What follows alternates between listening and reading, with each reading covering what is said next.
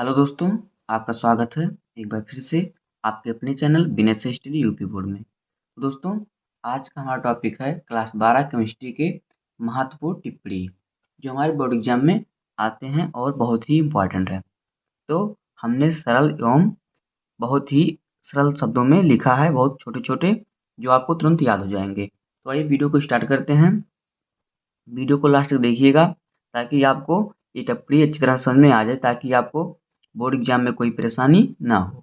तो आइए वीडियो को स्टार्ट करते हैं बिना देर किए हुए। तो देखिए पहला टिप्पणी हमारा क्या है। पहले देखिए हमारा क्या है, ब्राउनी गति। तो देखते हैं ब्राउनी गति क्या होता है। देखिए कोलाइडी विलयन में कोलाइडी कणों का निरंतर निरंतर टेढ़ी मेढ़ी गति को ब्राउनी गति कहते हैं। यह कोलाइडी कणों के बीच टक्कर के कारण होता है। देखिए ये देखिए हमारा है कोलाइडी विलयन। अब कोलाइडी विलयन के जो कण हैं, ये कण, इनके कणों की गति टेढ़ी मेढ़ी होती है। तो इनकी जो टेढ़ी मेढ़ी गति होती है, इसी गति को ब्राउनी गति कहते हैं। और यह गति क्यों होता है? यह गति इसलिए होता है, देखिए ये कण यहाँ से चलेगा तो इससे टक्कर करेगा तो इधर का घूम जाएगा, इससे टक्कर करेगा इधर का घूम जाएगा, इस तरह से टकराता रहेगा और इसकी गति टेढ़ी मेढ़ी होती रहेगी। तो कोलाइडी विलयन में, ये हमारा कोलाइडी विलयन है, इनके कणों का जो निरंतर टेढ़ी मेढ़ी गति होती रहती है, इसी को ब्राउनी गति कहते हैं। और ये क्यों होता है? ये कोलाइडी कणों के टक्करों के कारण होता है। क्या? ब्राउनी गति। तो ब्राउनी गति आपको अच्छी तरह समझ में आ गया होगा। और ये देखते हैं अगला चित्र को करते हैं साइड में। देखिए अगला क्या है। अगला देखिए क्या, अगला हमारा है टिंडल प्रभाव। तो ये देखते हैं टिंडल प्रभाव क्या होता है। तो देखिए टिंडल प्रभाव क्या होता है। देखिए कोलाइडी विलयन में प्रकाश की किरण पुंज को प्रवाहित करके उसे प्रकाश की लंबवत दिशा पर देखने पर उसमें शंकु जैसी आकृति दिखाई देती है। इस घटना को टिंडल प्रभाव कहते हैं। देखिए ये हमारा है कोलाइडी विलयन। देखिए ये हमारा कोलाइडी विलयन है। हमने इस पे प्रकाश डाला, तो जब हम इस पे प्रकाश डालेंगे तो जब हम इसके लंबवत देखेंगे, हमने इससे देखिए अंधेरे कमरे में आप विलयन को रखेंगे, कोलाइडी विलयन को, उस पर प्रकाश डालेंगे और आप उसके लंबवत देखेंगे तो देखिए यहाँ पे शंकु जैसे आकार बनेगा। तो हमें ऊपर से देखने पर शंकु जैसा लगेगा, दिखाई देगा। इसी को हम क्या कहते हैं? टिंडल प्रभाव। इसी प्रक्रिया को हम टिंडल प्रभाव कहते हैं। जो हमारा ये शंकु जैसे आकृति दिखाई देता है, इसी को हम कहते हैं टिंडल प्रभाव। तो यही हमारा की देखिए कोलाइडी विलयन में प्रकाश की किरण पुंज को प्रवाहित करके उसे प्रकाश की लंबवत दिशा में, देखिए हमारा प्रकाश की तरह जा रहा है, तुम्हारा ये लंबवत दिशा है, तो प्रकाश की लंबवत दिशा में देखने पर शंकु जैसी आकृति दिखाई देती है। इसी घटना को ही टिंडल प्रभाव कहते हैं। टिंडल प्रभाव को समझ में आ गया होगा। आइए देखते हैं अगला क्या है। देखिए अगला हमारा क्या है, वैद्युत कण संचलन। तो ये देखते हैं वैद्युत कण संचलन क्या होता है।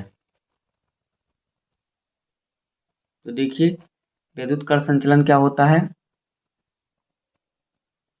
देखिए वैद्युत क्षेत्र के प्रभाव में कोलाइडी कणों का विपरीत आवेशित इलेक्ट्रोड की ओर गति करना वैद्युत कण संचलन कहलाता है।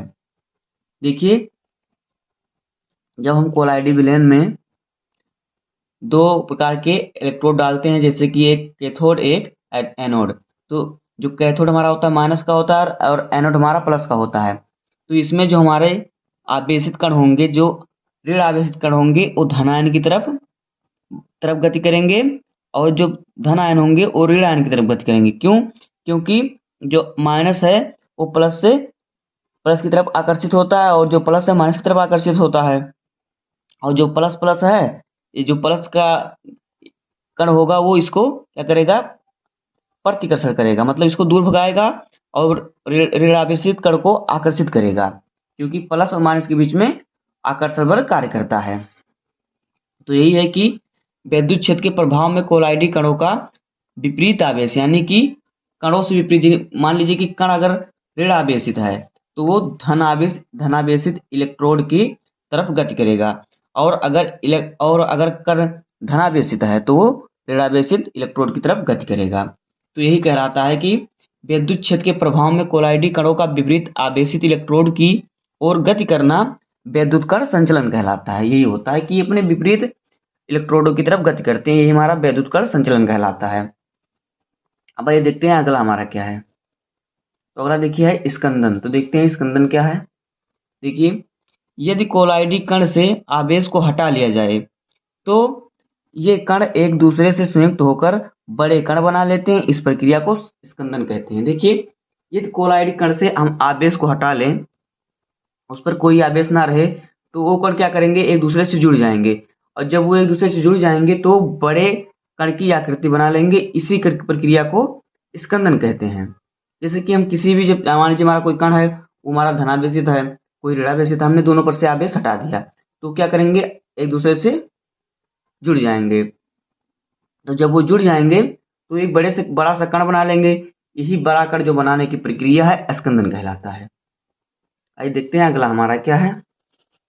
देखिए, अगला हमारा टॉपिक है अपोहन। तो देखते हैं अपोहन क्या होता है। देखिए, अपोहन देखिए क्या होता है। अशुद्ध साल को अर्धपारगम झिल्ली में से, अशुद्ध साल मतलब जो अशुद्ध हो, जिसमें जिसमें अशुद्धियां मिली हो, अशुद्ध साल को अर्धपारगम झिल्ली में से भरकर जल से भरे पात्र में लटका दिया जाए तो अशुद्धियां धीरे धीरे जल में विसरित हो जाती हैं तथा शुद्ध सॉल थैले में शेष बच जाता है। इस प्रक्रिया को अपोहन कहते हैं। देखिए, इस सॉल का सॉल को अशुद्धियों से अलग करने की प्रक्रिया को भी अपोहन कहते हैं। ये भी एक सरल भाषा है और ये भी हमारा है। इसकी परिभाषा देखिए चित्र द्वारा। देखिए, ये हमारा है जो इसमें हमारा है, थैली में हमारा है अशुद्ध सॉल। तो इसमें अशुद्ध सॉल मिले, मतलब जो सॉल है उसमें कुछ प्रकार के अशुद्धियां मिली हुई हैं, जैसे मान लीजिए मिट्टी मिली हुई है।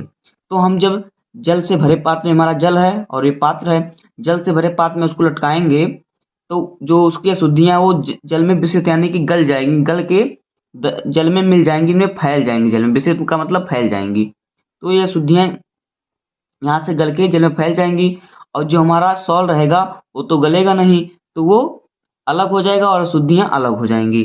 तो इनका अलग होने की प्रक्रिया ही, जो शेष यहाँ पे हमारा सॉल बच जाएगा, इसको अलग करने की प्रक्रिया को ही अपोहन कहते हैं। तो ये देखते हैं कि अशुद्ध साल को अर्धपारगम झिल्ली से भरकर जल से भरे पात्र में लटका दिया जाए तो अशुद्धियां धीरे धीरे जल में विसरित हो जाती हैं तथा शुद्ध सॉल थैली में शेष बच जाता है।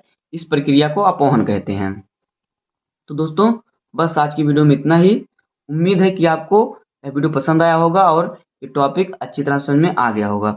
अगर आपको वीडियो पसंद आया हो तो वीडियो को लाइक कर दीजिएगा और चैनल पर नए हैं तो सब्सक्राइब कर लीजिए, क्योंकि बोर्ड एग्जाम का हर इंपॉर्टेंट टॉपिक आपको मिलता रहेगा। तो मिलते हैं किसी नेक्स्ट वीडियो में, तब तक के लिए धन्यवाद। जय हिंद।